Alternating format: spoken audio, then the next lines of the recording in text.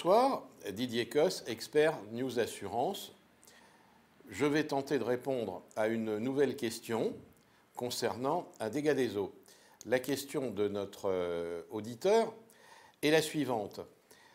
Une fuite d'eau non détectable a inondé mon voisin. Le syndic m'a envoyé un plombier qui a détecté la fuite. Le tuyau de vidange de la baignoire serait fuyard et l'a réparé.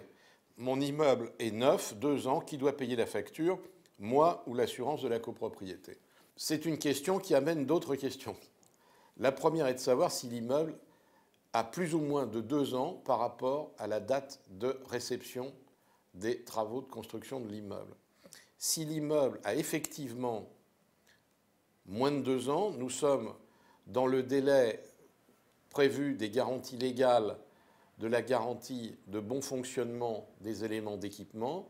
Et effectivement, dans cette hypothèse, il faudrait faire une déclaration sur la police d'assurance dommages-ouvrages ou sur la police de responsabilité biennale décennale de l'entreprise de plomberie pour que la réparation de la cause de la fuite, donc la réparation de la canalisation, soit prise en charge par l'assureur de responsabilité biennale décennale de l'entreprise.